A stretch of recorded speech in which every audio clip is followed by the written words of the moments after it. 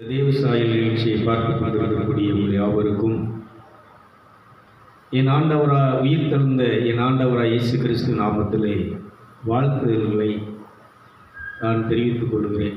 உன் ஆன்மா வாழ்கிறது போல நீ எல்லாவற்றிலும் வாழ்ந்து சுகமாயிரு என்று சொன்னான். ஆகவே இது ஒரு தவக்காலம். புதன்கிழமையிலிருந்து இந்த தவக்காலம் ஆரம்பமாக இருக்கிறது. புதன்கிழமை கத்தோலிக்க ஆலயங்களிலே விபூதி அந்த பூசி, மனிதனே நீ மண்ணாய் இருக்கிறாய், மண்ணுக்கு திரும்புவாய், நீ யார் என்பதை இந்த தவக்காலத்திலே இந்த விபூதி புதன் என்ன சொல்லுது அப்படின்னு சொன்னால், நீ மண்ணாக இருக்கிற, ஆனால் நீ எங்கே போகிற? மண்ணுக்கே போகிற. அதனால் நீ மண்ணுக்கு போகணுமா விண்ணுக்கு போகணுமாங்கிறத நீ நினைச்சி தீர்மானம் செய்து கொள். மனம் திரும்பாத, மறுபடி பிறக்காத, இந்த பரிசுத்தாவின் ஞானசனத்தை நேர்ப்பு ஞானசனத்தை பெறவில்லை என்று சொன்னால் நீ எங்கே போகிற? மண்ணுக்கு போகிற. நீ மனம் திரும்பிட்ட அப்படின்னு சொன்ன உடனே பைபிள் சொல்லுகிறது, பரலோகத்திலே மிகுந்த சந்தோஷம் உண்டாயிற்று. அப்படின்னா அந்த மனம் திரும்புதல் எப்படி? மனம் திரும்புதல்னா என்ன? இன்றைக்கி நம்ம மனசு எங்கே இருக்குது? மனம்னா என்ன? எண்ண அலைகள். நம்முடைய எண்ண அலைகள் முழுவதுமே இன்றைக்கி எங்கே இருக்குதுன்னு சொன்னால், இந்த உலகத்தின் பக்கத்திலே இருக்குது. உலகத்தை நோக்கி, மனிதனை நோக்கி, செல்வத்தை நோக்கி, பணத்தை நோக்கி, இன்னும் பதவியை நோக்கி, இன்னும் உலகத்தில் நிறைய சொல்லிக்கிட்டே இருக்கலாம். இப்படி இந்த மனசுங்கிறது, இந்த உடலுங்கிறது உணவை நோக்கி, உடையை நோக்கி, மருந்தை நோக்கி, மருத்துவரை நோக்கி, இப்படி சொல்லிகிட்டே இருக்கலாம். இந்த உடலும் மனசும் என்ன செஞ்சிட்டுருக்குன்னு சொன்னால், பிறந்ததிலிருந்து மருந்து, மருத்துவம், அப்புறம் என்னது உணவு, உடை, இப்படி இதில் தான் என்ன செஞ்சுட்டு இருக்குன்னா, இதிலே நம்ம வாழ்க்கை ஒரு பெரிய போராட்டமாகவே போராடிட்டு இருக்கிறோம்.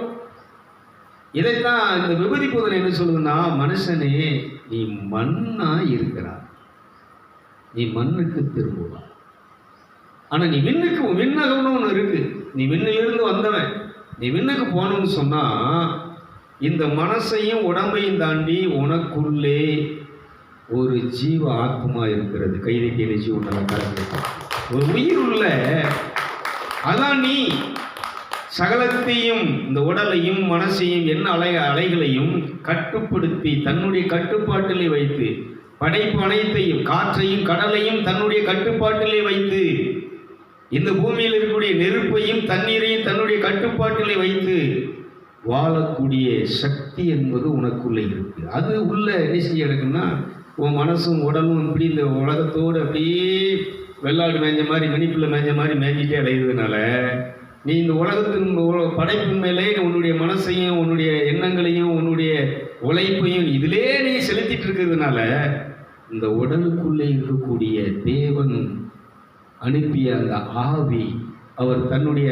சுவாசத்தை, உயிர் மூச்சை மனிதனுடைய நாசியிலே ஊதிய பொழுது, ஆவியை, தன்னுடைய உயிரை இந்த நாசியின் வழியாக அந்த உடம்புக்குள்ள ஊதிய பொழுது அவன் ஜீவ ஆத்மாவாக மாறினான். பிரைசலா.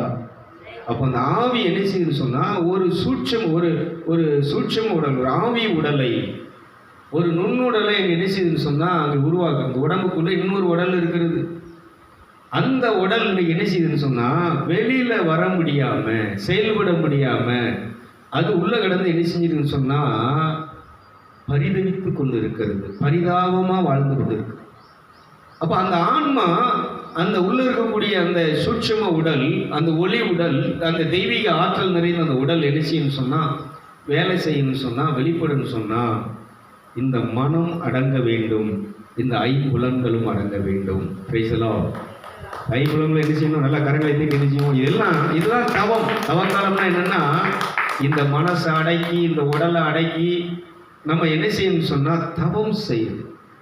தவம், தியானம், தொழுகை, இது 3 மூலமாக என்ன செய்ய முடியும்னு சொன்னால் இந்த ஐம்புலன்களை அடக்கம்.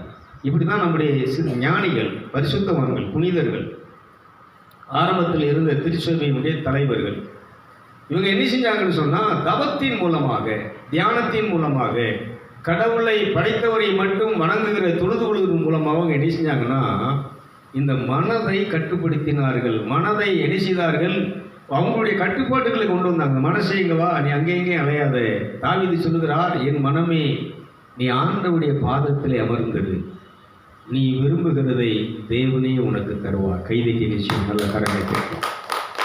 தேவனிடத்துல நீ உட்காரு, உனக்கு என்ன தேவையோ.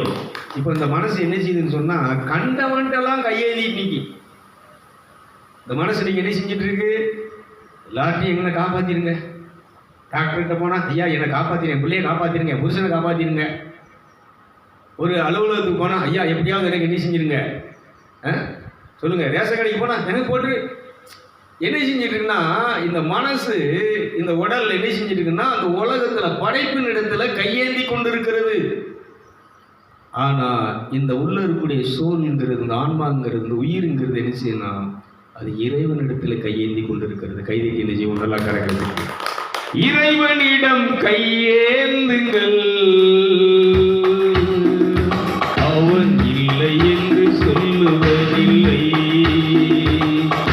கண்ணீரோடு கேட்டு பாருங்கள், நம் பொக்கிஷத்தை மூடுவதில்லை.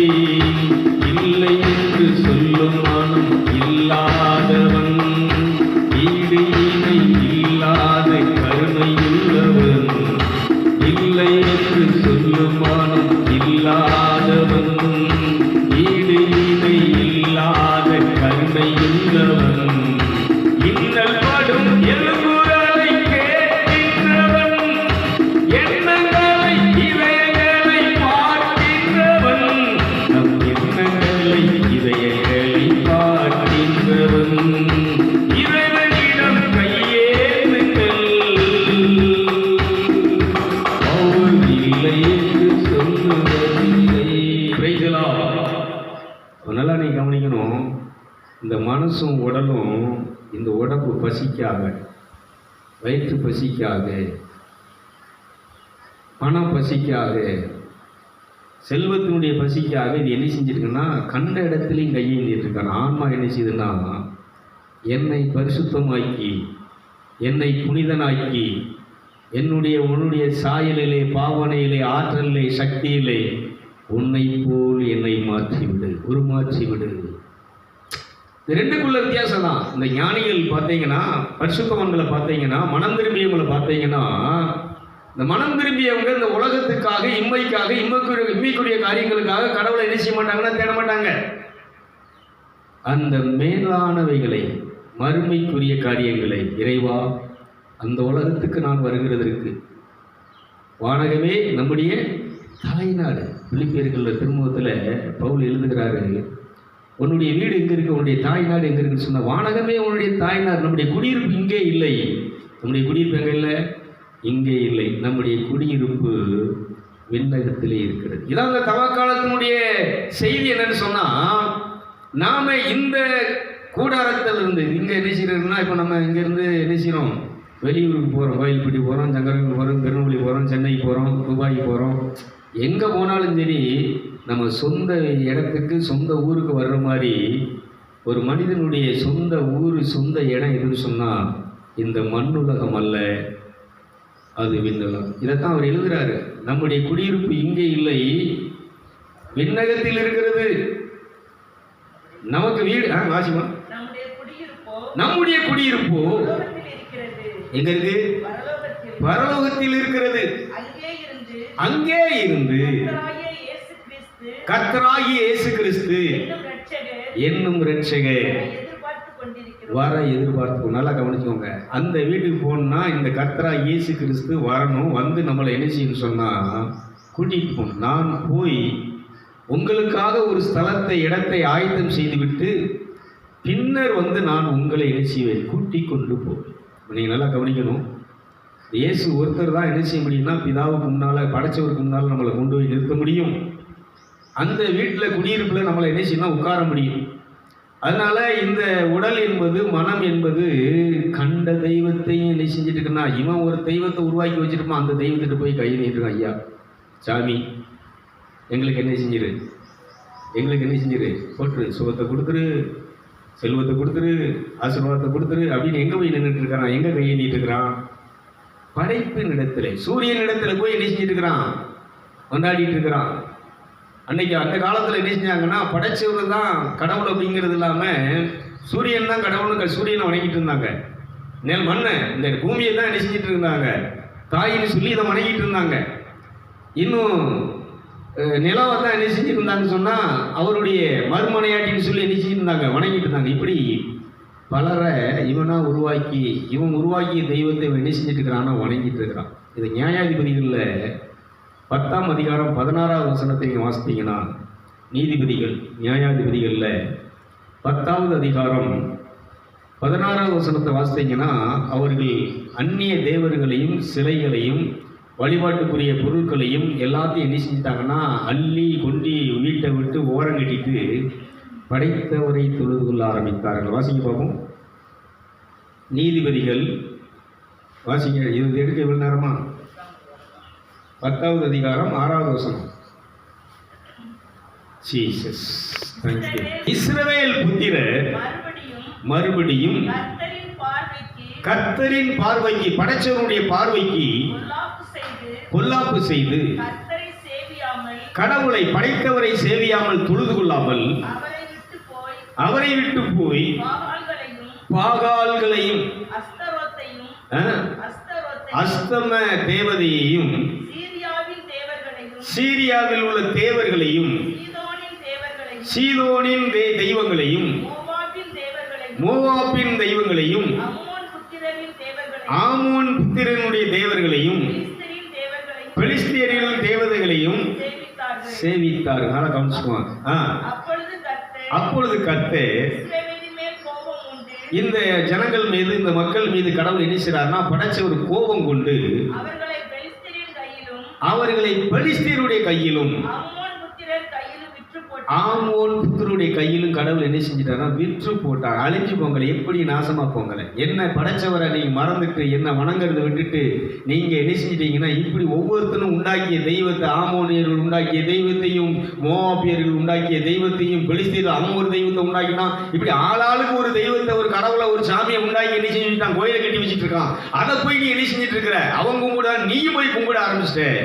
அதனால உனக்கு உடல்ல ஆரோக்கியம் இல்லாமலும், உனக்கு உணவு இல்லாமலும், பூமியில மழை பெய்யாமலும், இப்படி கடவுள் என்ன செஞ்சிட்டாருன்னா பஞ்சத்தையும் கஷ்டத்தையும் வாதைகளையும் நோய்களையும் என்ன செஞ்சாருன்னா உண்டாக்கிட்டாரு. கீழே வாசி பார்ப்போம்.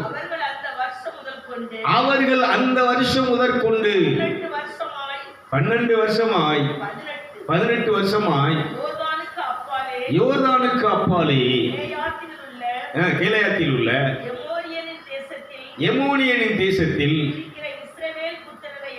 இஸ்ரவேல் புத்திரரை எல்லாம் நெருக்கி ஒடுக்கினார்கள். அப்போ என்ன நடக்குன்னு சொன்னா சுருக்கமா சொல்லிடுறேன். அந்த இஸ்ராயல் மக்கள் கடவுளை நோக்கி இந்த ஒரு தடவை எங்களை மன்னிச்சு மறுபடியும் எங்களுக்கு என்ன செய்யணும், ஒரு நல்ல வாழ்க்கையை தாருன்னு சொல்லி அவர்கள் மனம் திரும்பி கடவுள்கிட்ட முறையிடும் போது கடவுள் சொல்றாரு, நீங்க வணங்கின உங்க வீட்டில் வச்சிருக்கக்கூடிய சிலைகள், படங்கள், அந்நிய தேவர்களுடைய அந்த அடையாளங்கள் எல்லாத்தையும் தூக்கி கொண்டு போய் என்ன செஞ்சிரு, நீ ஒன்றும் இல்லாமல் எரிச்சிரு, இல்லை அடிச்சு உடைச்சி என்ன செஞ்சிரு, வீட்டில் இருந்து காலி பண்ணிடு. எகிப்தில் நீ வணங்கின தெய்வங்களை நீ விட்டுட்டு வழிபட்டுட்ட தெய்வங்களை எல்லாம் தூக்கி ஓரம் கட்டிட்டு ஒதுக்கிட்டு படைச்சவராகி என்னை மட்டும் நீ வணங்கினால் உன்னை ரட்சித்து நான் உன்னை பாதுகாத்து உன்னை வழி நடத்துவேன். கைதிகளமாக இதைத்தான் எபிரேயர்கள் திருமுகத்தில் நீங்கள் பார்த்தீங்கன்னா முதல் அதிகாரம் 14வது வசனத்திலே இப்படி மனம் திரும்பி ஆண்டவராய் இயேசு கிறிஸ்துவை ஏற்றுக்கொண்டவர்களை, அவருடைய நாமத்தை தொழுது கொள்கிறவர்களை பாதுகாப்பதற்கு இறைவன் என்ன செஞ்சிட்டான்னா தன்னுடைய தூதர்களை திரளாக கோடிக்கணக்கான தூதர்களை என்ன செஞ்சிட்டான்னா, முதல்ல மனுஷனை படைக்கும் போது எப்படி அவனுக்கு பணிவிடை செய்வதற்கு, அவனுக்கு உதவி செய்கிறதற்கு ஏராளமான கணக்கில்லாத தூதர்களை, ஆயிரக்கணக்கான லட்சக்கணக்கான கோடிக்கணக்கான தூதர்களை அவனுக்கு வேலைக்குன்னே பணிவிடை செய்வதற்கு உதவி செய்வதற்குனே படைச்சு வச்சிருக்க உண்டாக்கி வச்சிருக்கிறார். அது மாதிரி நீங்கள் மனம் திரும்பும்போது நல்லா கவனிச்சுக்கோங்க, தவம் பண்ணும்போது, நீங்கள் தியானம் பண்ணும்போது, தொழுகை பண்ணும்போது நம்மளை சுற்றிலும் அந்த வானாதி வானங்கள் கொள்ளாத அந்த தெய்வ தூதர்கள் நம்மளை சூழ இறங்கி வந்து விடுகிறார். கைதிட்டுகளை அந்த படைச்சது ஏங்க இதை ஏன் சொல்றேன்னா, நீங்க யார்? மனம் திரும்பியவனா யாரு? ரட்சிக்கப்பட்டவனா யாரு? அபிஷேகம் பண்ணப்பட்டவனா யாரு? கடவுள் முழு செக்யூரிட்டியும். மோடிக்கு கூட அந்த பாதுகாப்பு கிடையாதுங்க. மோடிக்கு கூட, நம்ம முதலமைச்சருக்கு கூட அந்த பாதுகாப்பு கிடையாது. அவங்கள இன்னைக்கு வேற என்ன, அந்த மனுஷர்கள் இந்த அணு ஆயுதங்கள் தான் தாக்க முடியாது, நோய் தாக்கிறோம். சாபம் தாய்க்கிறோம், வாதை தாய்க்கிறோம், கண் திஷ்டிகள் அவங்களை என்ன செஞ்சிடும், அழிச்சிரும். ஆனால் மனம் திரும்பிய மனுஷனை, ரட்சிக்கப்பட்ட மனுஷனை, இயேசுவின் இரத்தத்தால் கழுவப்பட்ட மனுஷனை, இயேசுவின் இரத்தத்தால் நீதிமானாக்கப்பட்ட மனுஷனை ஒரு சின்ன அரைஞ்சிடும், நரைச்ச முடியல ஒன்று உதறுனா கூட என் அனுமதி இல்லாமல் கீழே விழா. அதான் மனம் திரும்பியது, அதான் ரட்சிக்கப்பட்டவர், அதுதான் அபிஷேகம் பண்ணப்பட்டவர்கள். கைதிகள் நம்ம நல்லா கரெக்டாக வாசிப்போம். எபிரேயர் 1:14. மேலும் நான் உம்முடைய சத்துருக்களை உமக்கு பாதப்படியாக்கி போடும் வரைக்கு நீர் என்னுடைய வலது பாசத்திலே உட்காரும். தூதரில் யாருக்காவது எப்போதாயிலும் அவர் உனக்கு சொன்னதுண்டா? ரட்சிப்பை சுதந்தரித்துக் கொள்ள போகிறவர்கள் மூலமாக பணிபடை செய்யும்படிக்கு ஊழியம் செய்யும்படிக்கு அவர்கள் எல்லோரும் பணிபடை ஆவிகளாக. நல்லா கவனிச்சுக்கோங்க. இந்த மனம் திரும்பி இயேசுவை ஏற்றுக்கொண்டு ரட்சிக்கப்பட்டு பரிசுத்தாவின் ஞானஸ்நானத்தை பெற்று படைச்சவரை மட்டும் வணங்குகிற தொழுது கொள்கிற அத்தனை பேரையும் பாதுகாக்கிறதுக்கு 1-2 தூதர்கள் கிடையாது. ஏதோ ஒரு 100-200 தூதர்கள் கிடையாது, கோடிக்கணக்கான தூதர்களை. அதனால தான் அவன் பாதம், சங்கீதம் 90 சொல்லுவார், பாதம் கல்லில் இடாதபடிக்கு தூதர்கள் உன்னை தாங்கி கொண்டு ஏந்தி கொண்டு சுமர்ந்து கொண்டு போவார்கள். கைதிக்கு நிச்சயம். நல்லா கரங்க, நல்லா கரங்க. ஒரு விஷயத்தை நீங்கள் புரியணும்.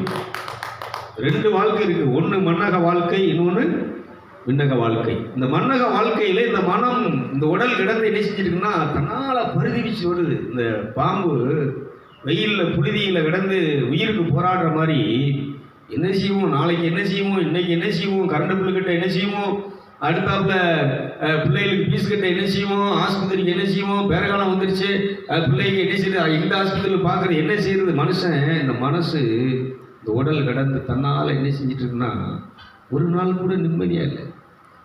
மழை பெஞ்சிட்டு என்ன செய்கிறது, உழவு உழுவோமா, அதை விதைப்போமா, இதை விதைப்போமா, இப்போ அதுக்கு என்ன வேணுமே, முதலீடு வேணுமே, பணம் வேணுமே, இப்படி மருந்தடிக்கணுமே, களை விட்டணுமே, ஆள் கிடைக்கலையே, இப்படியெல்லாம் நம்ம பொழுதுனைக்கு என்ன செஞ்சிட்ருக்குறோம், எப்போவுமே என்ன செஞ்சிட்ருக்குறோம், ஒரு டென்ஷனில், ஒரு பரபரப்பில், ஒரு நிம்மதி இல்லாமல் நம்ம என்ன செஞ்சிட்ருக்குறோம்னா அந்த அதான் அந்த மனசும் உடம்பு. அதனால தான் இயேசு என்ன சொல்றாருன்னா, உன் பாரத்தை கர்த்தர் மேல் வைத்து உன் சுமையை அங்கே வச்சிடப்பா, உனக்கு என்ன தேவை.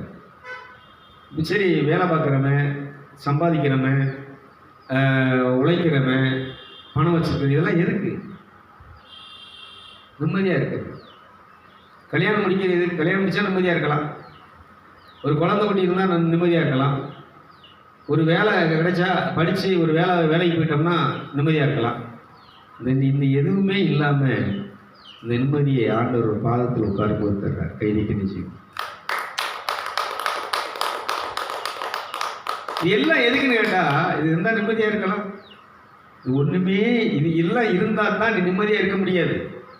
இது எல்லாம் இல்லாமல், ஒன்றுமே இல்லாமல் நீ கடவுளுடைய பாதத்திலே சரணாகதி அடைய போது, அவர் பாதத்தில் முகங்குப்புற விழுந்து, இறைவா நீதான் என் செல்வம், ஒப்பற்ற என் செல்வமே, ஓ எந்தன் இயேசுநாதா, உம்மை நான் அறிந்து உறவாட, உம்மை நான் அறிந்து உறவாட, உள்ளதெல்லாம் இழந்தே நான், உள்ளதெல்லாம் இழந்தே. எத்தனை பேருக்கு வழங்குது? பவுல் சொல்றாரு, இந்த நிம்மதியை அடைகிறதுக்கு, உன்னை அறிஞ்சு நான் உறவாடுவதற்கு எது நிம்மதின்னு சொன்னோன்னா அத்தனையும் நான் என்ன செஞ்சிட்டேன், இழந்துட்டேன். அத்தனையும் நான் என்ன செஞ்சிட்டேன், இழந்துட்டேன். கிறிஸ்துவை அறியும் பொருட்டு, அந்த விண்ணக வாழ்க்கையை அடையும் பொருட்டு எல்லாவற்றையும் இழந்துட்டு. நான் கேட்குறேன், சாகும்போது பிறக்கும்போது நீ ஒன்றையும் என்ன செய்யல, கொண்டு வரல, சாகும்போது உன்னையும் கொண்டுட்டு. இப்போ அங்கே என்ன தேவை? இப்போ மேலே போகணுன்னா, அந்த விண்ணக வீட்டுக்கு போகணுன்னா என்ன தேவை இன்னைக்கு நமக்கு? என்னக்கா? செத்தனைக்கு வேணுமா? வர்றவங்களுக்கு செலவுக்கு வேணுமா? பாருங்க,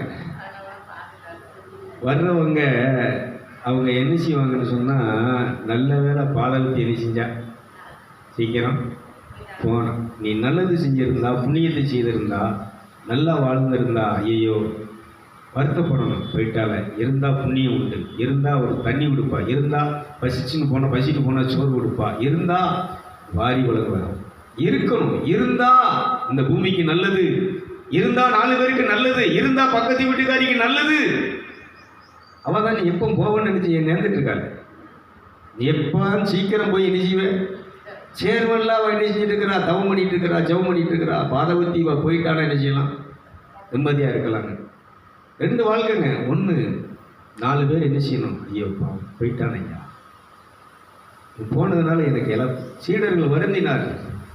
அவர் இருக்கிறது வரைக்கும் எங்களுக்கு கவலையே இல்லை, பசியே இல்லை, நாங்கள் கவலையோடு வாழலை. ஒரு நல்ல மனுஷனை என்ன செஞ்சிட்டாங்க? மனிதனுங்கிறதுல ஒரு மகானை என்ன செஞ்சிட்டாங்க? வீணா அடிச்சு படுவாவி என்ன கொண்டுட்டாங்க. அவர் இருந்திருந்தால் இந்த பூமிக்கு சமாதானம் இருந்திருக்கும். அவர் இருந்திருந்தா பசியாக இருக்கிறவங்க பசி இல்லாமல் இருந்திருப்பாங்க. அவர் இருந்திருந்தால் நோயாளிகள் குணமடைஞ்சிருப்பாங்க.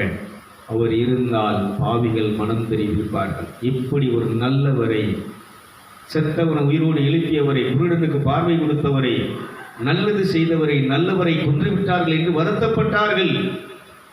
நீங்களும் நானும் செத்தா எத்தனை பேர் நினைச்சுவாங்க? வருத்தப்படுவாங்க. நீ பெத்த பிள்ளை உன்னை பார்த்து வருத்தப்படுமா? சொல்லுங்களேன். இதைத்தான் பைபிள் சொல்லுது. நீ மனம் திரும்பிட்டனா உன்னை எல்லோரும் வாழ்த்துவார்கள், உன்னை எல்லோரும் போற்றுவார்கள், நீ இல்லாததை நினைத்து வருத்தப்படுவார்கள், கவலைப்படுவார்கள். அவை தவக்கால செய்தி என்ன சொல்லுதுன்னு சொன்னால், மனம் திரும்புங்கள், நற்செய்தியை நம்புங்கள். நற்செய்தினா என்ன? இயேசுவை நம்பு, படைச்சவரை நம்பு. படைச்சவர் ஒருவரை மட்டும் நீ நம்பி அவருக்கு முன்பாக நீ வந்து அமருவாய் என்று சொன்னால் உன் துக்கம் சந்தோஷமாய் மாறும், உன் தோல்வி ஜெயமாய் மாறும், உன் அழுகை சிரிப்பாய் மாறும். உன்னுடைய மரணம் வாழ்க்கை மரணம் இல்லாத பெரு வாழ்க்கையாக மாறிவிடும். கரங்களை தட்டி நினைச்சு நல்லா கரங்களை. இந்த விக்கிரகத்தெல்லாம் அடித்து அள்ளி எண்ணிச்சாங்க வெளியில். இந்த விக்கிரகம்னா என்னென்னா சிலை இல்லை, அதுவும் ஒரு விக்கிரகம் தான். அதை எப்பவுமே நம்ம வச்சுட்டு இருக்கிறது இல்லை, நம்ம மனசில் வச்சுருக்க பார்த்தீங்களா விற்கிறோம். பொண்ணு, பொருள் ஆசை, உலக ஆசை, இதுதான் பெரிய விக்கிரம். இந்த விக்கிரகத்தெல்லாம் அடித்து வெளியே தள்ளு. இந்த இருதயத்தில் வைக்க வேண்டியது ஒரே ஒரு நபர் மட்டும்தான். யாருன்னு சொன்னால் படைத்தவர் மட்டும்தான். இந்த இதயமாகிய அந்த மூல கருவறையிலே வாசம் பண்ணக்கூடிய வாழக்கூடிய தெய்வம். அவர் வாசம் பண்ணுவதற்கு தங்குவதற்காகத்தான் இந்த இதயத்தை தெய்வம் படைத்தார். கைதிகளமாகவும் இதான் கோயில். இதயம் ஒரு கோவில், அதில் உதயம். அப்ப பாருங்களேன், இதை கேட்ட அடிச்சுருவாங்க சினிமா பாட்டு. அவங்க எல்லாமே அந்த ஆன்மீக சம்பந்தப்பட்ட விஷயங்களை பூரா பாட்டாக என்ன செஞ்சாங்கன்னா, பாடினது யாருன்னு சொன்னால் நல்ல பாடகர்கள். அவங்களுக்கு பேர் என்ன முத்திரை ஊற்றிட்டோம்னா சினிமா பாடல். நல்ல கருத்துள்ள தெய்வீகமான பாடலை ஏற்றியதெல்லாம் அவங்களுக்குள்ளே ஆன்மீகம். எஸ்பியெல்லாம் பாடும்போது பார்த்தீங்கன்னா அந்த ஆன்மீகத்தை உணர்ந்து ஒரு பாடினார்னா இருக்க அந்த பாட்டை கேட்குறவங்களுக்கு கண்ணீர் வரும். அந்த மாதிரி அவங்க என்ன செஞ்சாங்கன்னா அந்த இறைவனை என்ன செய்தாங்க? ரசித்தார்கள். இந்த ராகமே, இந்த தாளமே, இந்த மேடையே அது அந்த இறைவன் கொடுத்ததுன்னு சொல்லி அந்த மேடையில் இறைவனை புகழ்ந்தார்கள். கைதிகளை பார்ப்போம் நல்லா கரெக்டாக. ஒரு விஷயத்தை நீங்கள் புரியணும். தாளந்துகள் இன்றைக்கி நிறைய ஊழியக்காரங்களை என்ன செய்கிறாங்கன்னா சின்ன சின்ன தாளந்துகள் வந்த உடனே அந்த படைச்சவரை விட்டுருவாங்க, அவங்க பாதத்தில் உட்கார்ந்து விட்டுருவாங்க. இதை பயன்படுத்தி என்ன செய்வாங்க? தீர்க்க தரிசனம் சொல்லி சும்மா நோய் ஆண்டவர் குணமாக்கார சொல்லி இந்த மாதிரி இதில் என்ன செஞ்சிட்டாங்கன்னா இதை தாண்டி அடுத்த நிலை இறைவனோடு உட்கார்ந்து உறவாடி அவர் என்ன சொல்லுகிறார் என்று அறிந்து அவர் சொல்லுகிறதை செய்கிறவர் தான் இந்த பூமியில் உள்ள தேவனுடைய ஊழியக்காரர்கள். கைதிகளமாக நல்ல கரங்களை. அப்போ ஒரு விஷயத்தை நீ கவனிக்கணும். ஏற்கனவே தனி ஊற்றிக்கோங்க. பேசலாம். நீ கவனிக்க வேண்டிய விஷயம் என்னன்னா, இப்போ நல்லா கவனிக்கணும். இன்னைக்கு ஒவ்வொரு மனுஷனும் அழுகையிலையும் புலம்பலிலையும் கதறிலையும் கண்ணீரில் இருக்கிறான். ஏன்னு சொன்னால் பட் கோயிலுக்கு தான் போகிறாங்க. நான் வந்து அவங்க கோயிலுக்கு போகணும்னு சொல்கிறேன், ஜெபத்துக்கு தான் போகிறாங்க. ஆனால் அவங்க உள்ளத்தில் யார் இருக்கா? கடவுள் இல்லை. உள்ளத்தில் தெய்வீக்கள் உள்ளத்தில் விற்கிறது இருக்கிறது. பொன்னாசை, பொருளாசை, உலக ஆசைகள், உலகப்பற்று, மனிதன் மேல உள்ளப்பட்டு அதான் சொன்னாங்க. இந்த உடலும் மனசும் இந்த உலகத்தில் என்ன செஞ்சிருக்குன்னா பரிதவிச்சுட்டே அலையுது.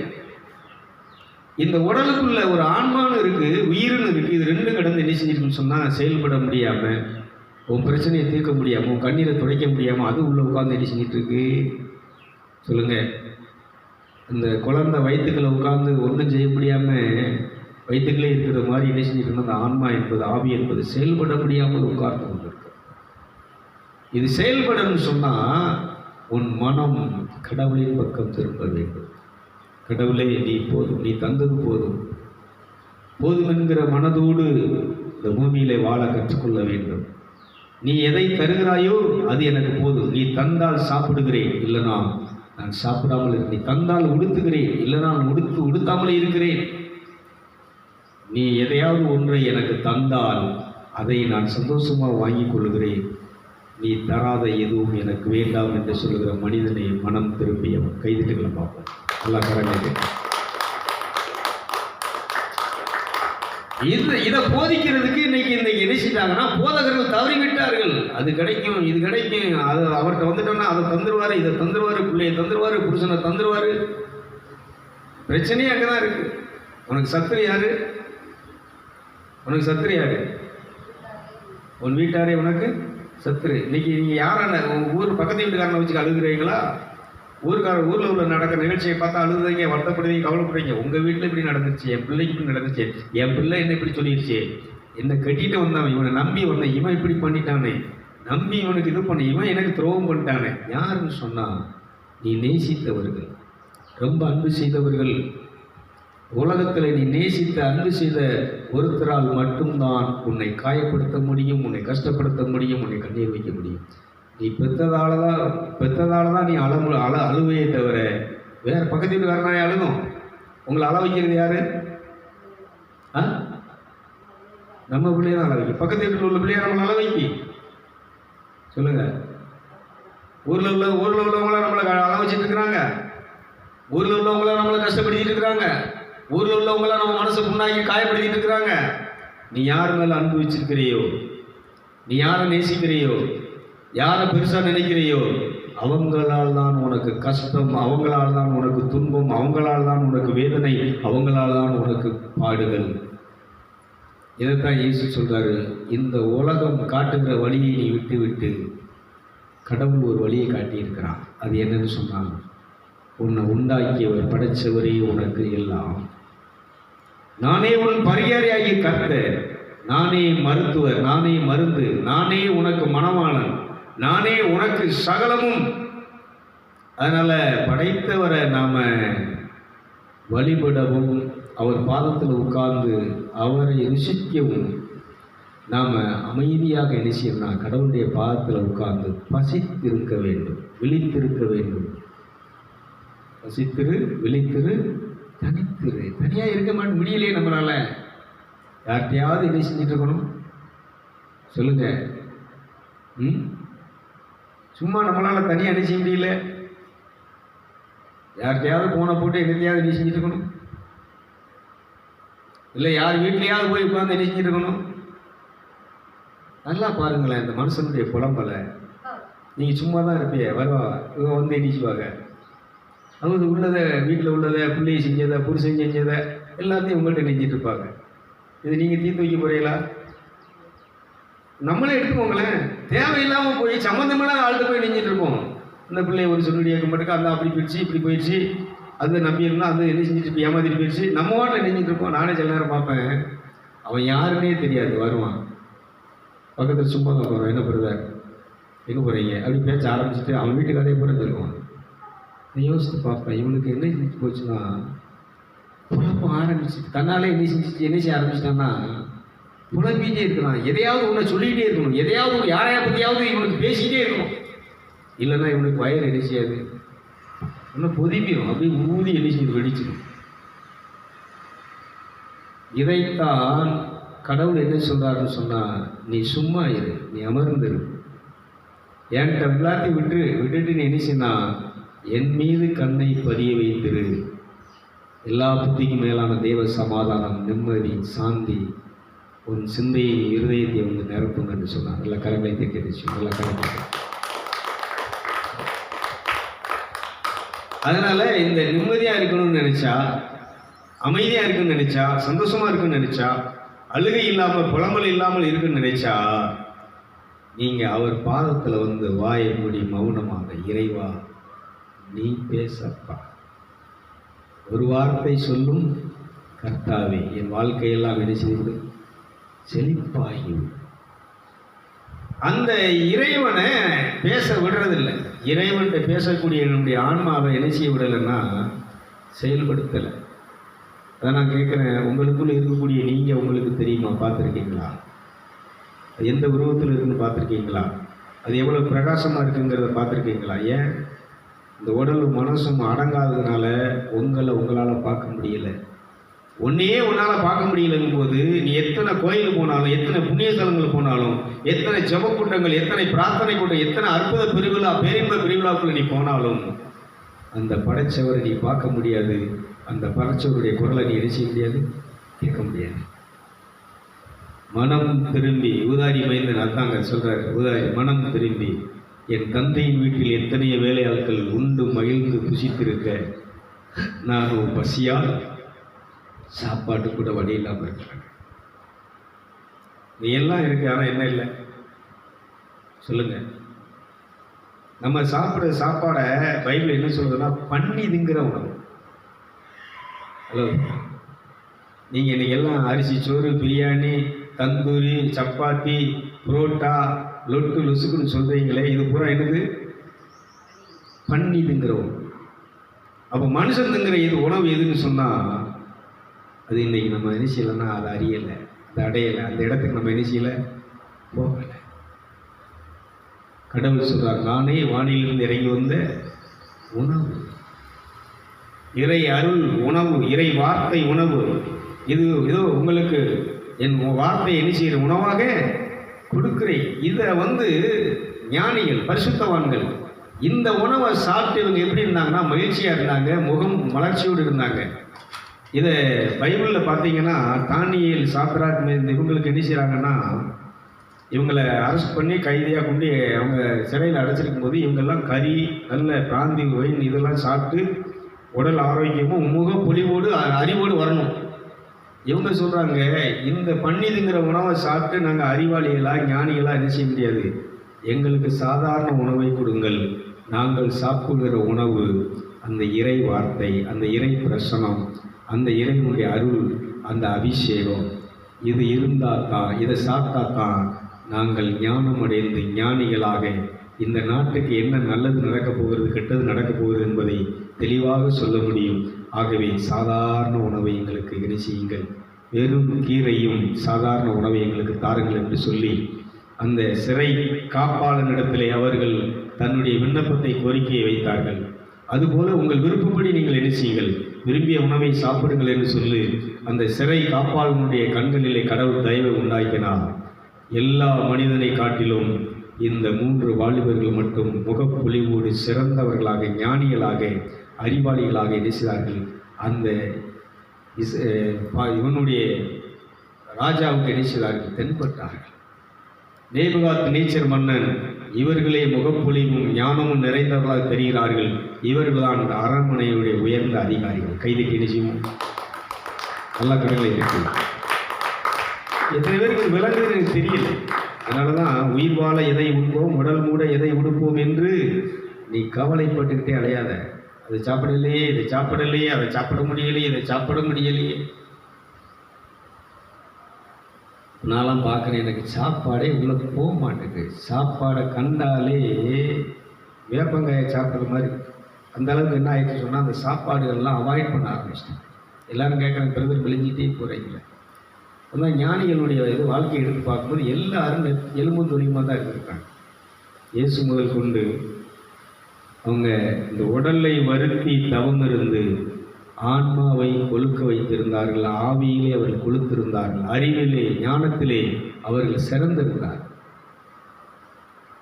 அந்த வாழ்க்கை தான் எங்கே கொண்டு போய் சேர்க்கும்னு சொன்னால், விண்ணகத்துக்கு நம்மளை கொண்டு போய் சேர்க்கும். அதனால் வேலை பாருங்கள், தேவைக்கு வேலை பாருங்கள். உங்களுடைய உணவுக்கு, உங்களுடைய உடைக்கு, குடும்பத்தினுடைய தேவைக்கு என்ன செய்யுங்கன்னா வேலை செய்யுங்க. மீதி நேரத்தை என்ன செய்யுங்கன்னா அந்த பரலோக ராஜ்யத்திற்காக வேலை செய்து தியானம் செய்யுங்கள், தவம் செய்யுங்கள், தொழுகை செய்யுங்கள், ஆராதனை செய்யுங்கள். இன்றைக்கி பிசாசு எப்படி கொண்டு வந்தானே, ஞாயிற்றுக்கிழமை பூரா ஃபங்க்ஷனை கொண்டு வந்தான். எக்ஸாம் பூரா ஞாயிற்றுக்கிழமை தான். எல்லா நிகழ்ச்சிகளையும் எங்கே கொண்டு வந்தான்? சடங்கு, கல்யாணம், கருமாதி, சாவுதவும் கூட ஞாயிற்றுக்கிழமை தான் சாவும். எல்லாத்தையும் பாருங்களேன், எல்லா நிகழ்ச்சியும் ஞாயிற்றுக்கிழமை தான் நடக்குது. ஞாயிற்றுக்கிழமை எங்கே போகக்கூடாது? கடவுளை தேடி நீ என்ன செய்யக்கூடாது? போகக்கூடாது. இன்னைக்கு பாருங்கள். அதனால் நமக்கு கோயில், அதான் சொல்கிறேன், கோயிலுங்கிறது ஒரு மத சடங்கு தான். நாம் உடல் ஆலயமாக வைத்து 24 மணி நேரமும் அந்த இறைவனை தன்னுடைய சிந்தையிலே நிறுத்தி ஒவ்வொரு வேலையை செய்யும் போதும் அவருடைய அனுமதியோடு, அவருடைய துணையோடு நீங்கள் வாழ்வீர்கள் என்று சொன்னால் சிறப்பான வாழ்க்கையை, செழிப்பான வாழ்க்கையை வாழ முடியும். அந்த ஏதேன் தோட்டத்தினுடைய அந்த செழிப்பும் அந்த அருளும் ஆசீர்வாதம் நிச்சயம் நம்முடைய வாழ்க்கையை நிரப்பும் என்று சொல்லி வாழ்த்தி உங்களை ஆசீர்வதித்து இந்த நிகழ்ச்சியை நிறைவு செய்கிறேன். Praise the Lord. அல்லேலூயா. அதனால் மனிதனே, நீ மண்ணாக இருக்கிறாய். மறுபடியும் ஞாபகப்படுது, நீ மண்ணுக்கு திரும்புவாய். நீ விண்ணுக்கு போக போறியா, மண்ணுக்கு போக போறியாங்கிறது இப்போமாவது நீ முடிவு செஞ்சிரு. இந்த தவ காலத்திலேயாவது நீ என்ன செஞ்சிரு? மனம் திரும்பிடு. மனம் திரும்பி மற்ற எல்லாத்தையும் ஓரம் கட்டிட்டு நீ எங்கே வந்துரு? கடவுளுடைய ராட்சியத்துக்கு சேர்ந்து விடு. அப்படிங்கிறது தான் இந்த தவக்காலம். தவக்காலம்னா என்ன, வேற ஒன்றும் கிடையாது. ஆட்சியில் சிலுவை பாதை செஞ்சுக்கிட்டு வெள்ளிக்கிழமை அந்த சிலுவை தூக்கிக்கிட்டு சிலுவை பாதையை போய் உட்கார்ந்து பண்ணிட்டு இருக்கிறது அல்ல. மனம் திருமணம், மனம் திருமணம். தவக்காலத்தினுடைய இதுன்னு மனம் திருமணம், தவம் பண்ணணும். நம்முடைய உணவை என்ன செய்யணும்னா மற்றவங்களுக்கு என்ன செய்யணும்? பகிர்ந்து கொள்ளணும். அதனால் தானம் செய்து, தர்மம் செய்து, தவம் செய்து, மனம் திரும்பி அந்த மோட்ச வாழ்க்கையை அடையுங்கள் என்று சொல்லி மறுபடியும் வாழ்த்தி உங்களை ஆசீர்வதிக்கிறேன். அந்த ஆவியானவர் உங்களை என்ன செய்யட்டும்? அந்த மேலான வாழ்க்கைக்கு, அந்த விண்ணக தாய் நாட்டிற்கு, அந்த இயேசுநாதர் நமக்கு ஆயத்தப்படுத்தி அந்த வீட்டில் அமர்வதற்கு நாம் ஆயத்தமாக சொல்லி வாழ்த்தி ஆசீர்வதிக்கிறேன்.